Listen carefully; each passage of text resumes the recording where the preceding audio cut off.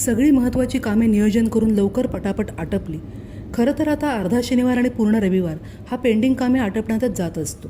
पण ह्यावेळी ती पेंडिंग कामे अजून एक आठवडा पेंडिंग ठेवायचे ठरवले. नियोजन केल्याप्रमाणे पटापट बॅगा भरल्या आणि गाडीत जाऊन बसलो. इतर ठिकाणी फिरायला जाताना जेवढा उत्साह, आपुलकी, ओढ वाटत नव्हती तेवढी आपुलकी, ओढ आज वाटत होती. वयाचा विसर पडला होता आणि परत एकदा फ्रॉकमधील लहान मुलगी मी बनले होते. कारणही तसंच होतं. मी माझ्या आजोळी चालले होते.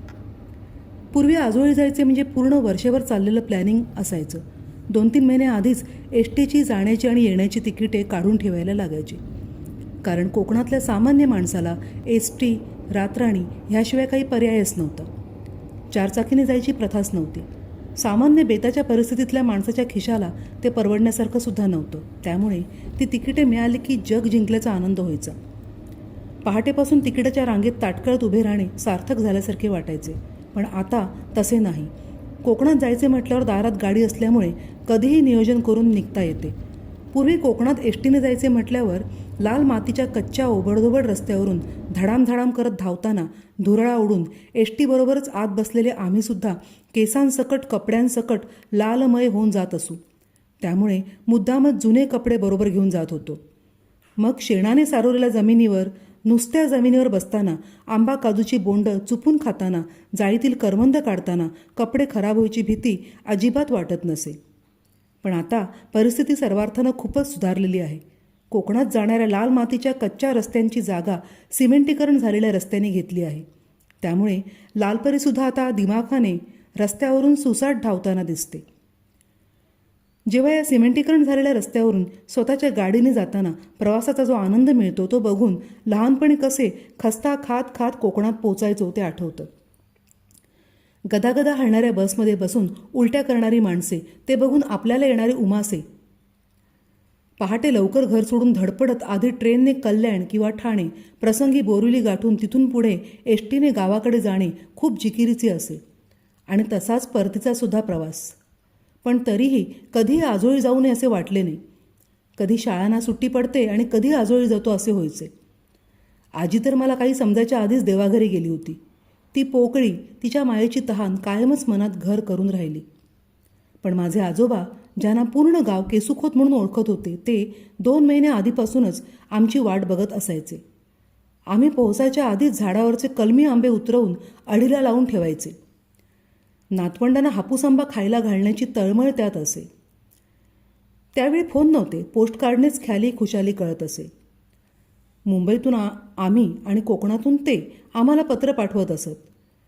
माझे आजोबा नारगुली गावचे खोत म्हणून एक वेगळाच दबदबा गावकऱ्यांच्या मनात होता. त्यांचे व्यक्तिमत्वसुद्धा तसेच भारदस्त होते. गावचे खोत म्हणजे मुख्य, त्यामुळे मला त्यांचा एक वेगळाच अभिमान वाटायचा.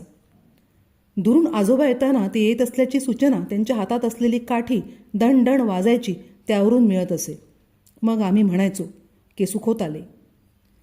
माझे आजोबा, त्यांना आम्ही काका म्हणायचो. त्यांचा वचक खूप होता. आम्हीच काय, पूर्ण गाव त्यांना घाबरत होतं. कुणाच्या काही अडचणी असत तिथे मध्यस्थी करून काका त्या सोडवायचे. त्यांचा शब्द ग्राह्य धरला जायचा. त्यासमोर बोलायची कुणाचीही टाप नसायची. ही केसुखोतांची नात आहे अशी कोणी माझी ओळख करून दिली की एकदम भारी वाटायचे. जसे काका गावचे खोत होते तसेच महादेव काकासुद्धा गावचे खोत होते. ग्रामदैवत, गावदेवी, काळेश्वरी देवी, पूजाविधी, अधिकार या दोघांकडे आलटून पालटून असत. माझा आजोळ नारगोली म्हणून केसुखोत नारगोलकर आणि महादेवखोत नारगोलकर ही त्यांची ओळख. आता माझे आजोबा हयात नाहीत. मन एकदम भूतकाळात रमलं. रस्त्याच्या दुतर्फा हिरवीगार झाडी, त्यातून उडणारे रंगीबेरंगी पक्षी, मध्येच कुठेतरी वानरं रस्त्याच्या आजूबाजूला बसलेली. सगळीकडे मोकळा निसर्ग, मातीची घरे अधूनमधून दिसायला लागली आहेत. मध्ये मध्ये नदीचे काठ रस्त्याच्या दुतर्फा दिसत आहेत. त्याचबरोबर कोरड्या पडलेल्या शेतजमिनी. आमच्या लहानपणी असं कुठलंच शेत पिकाशिवाय दिसत नसे. अर्धेलीने सगळी शेती कसली जायची. कसली जायची म्हणजे पिकाला दिली जायची. जो कष्ट घेईल त्याला येणाऱ्या पिकातला अर्धा वाटा जमीन मालकाचा असायचा. पण आता हीच शेती जागोजागी ओसाड दिसत आहे. कारण गावचा माणूस कामधंद्यासाठी मुंबईकडे पळत आहे. शेती करायला गावी माणूसच मिळत नाही. तसेच ही शेती खूप खर्चिक, वेळ आणि मेहनत लागणारी असल्यामुळे शेती करणे हळूहळू खूप ठिकाणी थांबले आहे. विस्तीर्ण डांबरी सिमेंटीकरण झालेले रस्ते, रस्त्याच्या दुतर्फा झाडे आणि समोर आजूबाजूला दिसणाऱ्या भारदस्त डोंगर रांगा, खरंच मन एकदम ताजेतवाने बनते. आम्ही आता लोणावळ्यावली, पाली, कोलाड, इंदापूर, लोणेर, वीद मार्गे आंबेतपर्यंत पोहोचले आहोत. आंबेत पुलावरून जात असताना विस्तीर्ण नदीचे दोन्ही काठावर बांधून ठेवलेल्या मोठ्या बोटी, आजूबाजूला छोटी मोठी घरे, सर्व बाजूने दिसणाऱ्या डोंगर रांगा आणि पुढे पुढे नागमोडी वळणे घेणारा रस्ता. अगदी लहानपणापासून आंबेतपर्यंत पोहोचलं की इतकं हायसं वाटायचं, कारण तिथून पुढे काहीच वेळात मी माझ्या आजोळी पोहोचणार हा विचार आनंद देऊन जायचा. आता मंडणगड घराडी मार्गे म्हाऊ गावात प्रवेश केला आहे. म्हाऊ गाव वेगळे असले तरी ते कधी वेगळे वाटलेच नाही. नारगोली गावाचाच तो एक भाग वाटला. थोडं पुढे आल्यावर झेडपीची पूर्व प्राथमिक शाळा लागते. तिथून थोडं पुढे आल्यावर डावीकडे चालकोबा देवाचे मंदिर लागते. मंदिर म्हाऊ नदीच्या काठावर वसलेले आहे. इतका सुंदर नदीकाठ म्हाऊ तसेच नारगोली गावाला लाभला आहे. गावाला गेल्यानंतर चालकोबाचे दर्शन घेऊन नारळ ठेवल्याशिवाय गाव सोडायचे नाही अशी पूर्वापार प्रथा आहे. म्हाऊ नदीचा पूल क्रॉस केला. आता चालत जाताना सर्वप्रथम सरोज मावशीचं घर, वाडीतील गणपती मंदिर, जाधव काकूंची भेट मंदिरातच झाली. बाप्पांचे दर्शन घेतले. तिथून पुढे यशवंत मामा, डॉक्टर सोमण, दिघे, शरद मामा यांच्या घरावरून ॲट लास्ट माझ्या आजोबांच्या घराच्या अंगणात पोहोचले. आणि असं वाटलं की आजोबा आत्ताही आमची वाट बघत आहेत. हे माझ्या आजी आजोबांचे म्हणजेच आमचे जुने मातीचे घर, पण महालापेक्षा देखील अतिशय मौल्यवान. ह्याची किंमतच होऊ शकत नाही, कारण ह्या घरात माझ्या आजी आजोबांचे आमच्यावर असलेले प्रेम, वात्सल्य, आशीर्वाद, सद्भावना ओतप्रोत भरलेले आहेत.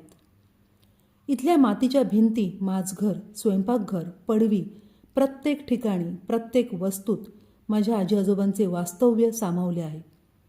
आजही मला असं वाटतं की कुठून तरी आजोबा काठी वाजवत आम्हाला भेटायला येतील. ते आजही तिथेच आहेत आणि आमच्याकडे कौतुकाने बघत आहेत. माझा आजोळ विशेष करून मला एन्जॉय करता आलं ते माझ्या आईमुळे. गावी गेल्यावर आई अतिशय चविष्ट कोकणी पदार्थ बनवून आम्हाला कौतुकाने खाऊ घालायची, जसं की आंब्याचे कोयाडे, फणसाची भाजी, भाकरी आणि सुरबंदीच्या पानांची ताकातील कढी. वॅक! खूपच कडू लागायची, पण त्याने पोट साफ व्हायला मदत व्हायची. आजोबासुद्धा लेकीच्या हातचे चविष्ट जेवण कौतुकाने जेवत असत. रासभर आंबे घरात अडीला लावलेले असायचे, तरीसुद्धा रोज पहाटे आमराईत फेरफटका मारून पडीचे आंबे गोळा करण्याचा आनंद काही आगळाच होता. जेवण झाल्यावर प्रत्येकाच्या ताटासमोर ठेवलेले 1-2 आंबे चुपून खायचे हीच त्यावेळची स्वीट डिश. त्या जोडीला 1-2 दिवसांनी आमरसा असायचाच. घराच्या आजूबाजूला मोठे अंगण, मागच्या अंगणात जांभ्या दगडातील तुळशी वृंदावन, त्यामध्ये असलेली सदाबहार कृष्ण तुळस आणि आजूबाजूला बहरलेली जास्वंदीची झाडे. देवपूजेसाठी भरपूर फुलं मिळायची. अंगणात मधून मांडव घातला जाई. घराला जांभ्या दगडाचे कुंपण, त्याजवळ चाफ्याचे झाड आणि कुंपणावर कापा फणसाचे बंडामामाने लावलेले झाड. सोन्यासारखे गोड गरे देणारे फणस त्यावर लगडलेले असायचे. आताशा घराच्या भिंती पडायला लागल्या, त्यामुळे मूळ घर पाडून त्या ठिकाणी नवीन वास्तू उभारण्यात आली. पण तरीही नवीन घराचा आपलेपणा ओढ कमी नाही झाली, कारण मूळ जमीन तर तीच आहे. घराच्या मागच्या बाजूने नदीकडे जाताना बाळी आजीचे वन लागते. पुढे चालत शेत तुडवत नदीपर्यंत पोचायचे. नदीला 12 महिने कमी उंचीचे पाणी. लहानपणी या पाण्यात डुबुक करायला खूप मज्जा यायची. प्रसंगी नदीमध्ये काम करणाऱ्या बायकांचा ओरड खावा लागायचा, कारण आमच्या डुंगण्याने पाणी गढूळ व्हायचे. पूर्ण गावाला स्वच्छ नितळ पाण्याचा पुरवठा ह्याच नदीतून व्हायचा. पूर्ण गावाला स्वच्छ नितळ पाण्याचा पुरवठा ह्याच नदीतून व्हायचा. आजही नदीचे पाणी हाताची ओंजळ करून पिण्यायोग्य आहे. नदीकाठावर करवंदीची, आळू फळाची मुबलक झाडे पूर्वापार आहेत. घराच्या पुढच्या बाजूला आजोबांची विस्तीर्ण शेत जमीन. तिच्या बांधावर साखरलिटीचे मिठास गोड छोट्या आंब्याचे पण मोठं झाड. पण चविष्ट भात पिकवणाऱ्या या शेताला नासकं शेत का म्हणायचे हा आजही न सुटलेला प्रश्न. रिटायरमेंटनंतर माझ्या लहान मामाने नवीन घर बांधून गावी स्थायिक होण्याचे स्वप्न साकार केले. प्रचंड मेहनत घेऊन एकट्याने भरपूर फळं फुलं भाज्या फुलवल्या. मामाचे घर सून जावई नातवंड मुलं यांनी भारून गेले आहे. अजून 2 महत्त्वाचे सदस्य मामाच्या कुटुंबात आहेत. एक बोका आणि दुसरा गोट्या. गोट्या तर मामाचा जीव का प्राण आहे.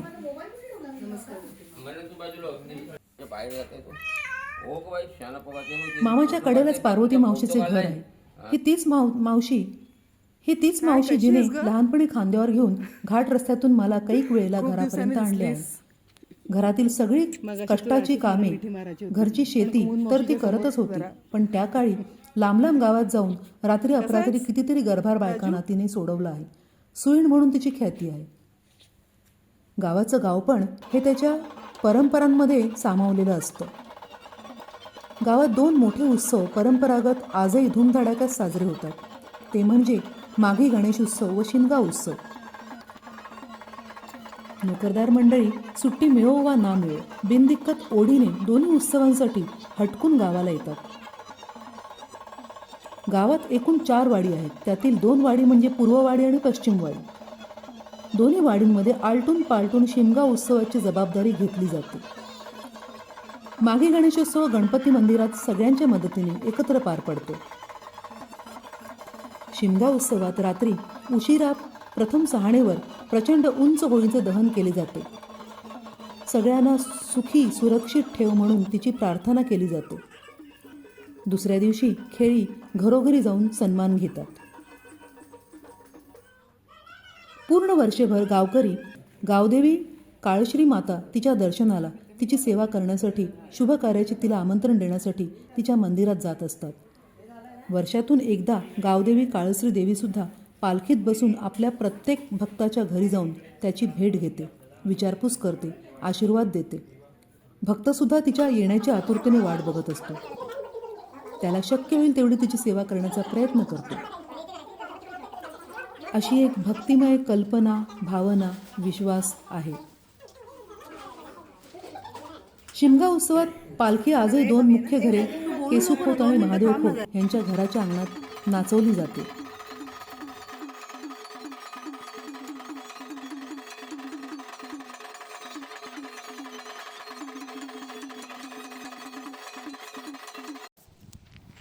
आता परत मुंबईकडे निघण्याची वेळ झाली आहे.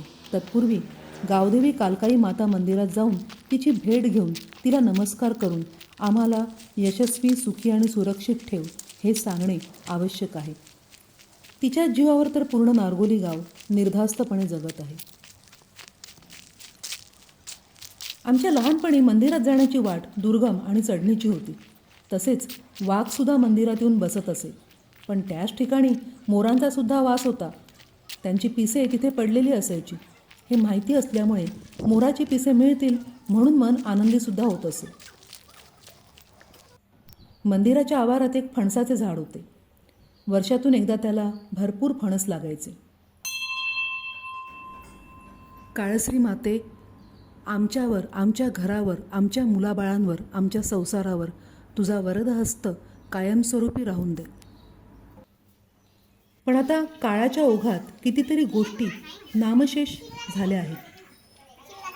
पायरी, खोबरंबा, रातंबाची झाडे, झाडावरून काढलेला मध, काजू बिया घरी विकायला घेऊन येणाऱ्या कातकरी बाया, आमचे जुने कपडे, साड्या कौतुकाने घेऊन आवडीने नेसणाऱ्या बाया, मुंबईतून आजोळी आल्यावर हटकून आईला भेटायला येणारी गंगू पाष्टी, श्रीपत म्हस्कर, पार्वती ह्यांच्यासारखी माणसे, आलीस का बाय म्हणून प्रेमाने कष्टाची कामे करून खरखरीत झालेले हात माझ्या गालांवरून प्रेमाने फिरवणारी आणि नंतर त्याच हाताने माझी पापा घेणारी माणसे.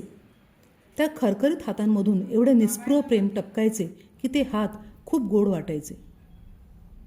त्या हातांचा गोडवा आता मऊ हातांच्या स्पर्शात सुद्धा मिळणार नाही. कुठे शोधू आता ही सगळी माणसे, या सगळ्या गोष्टी?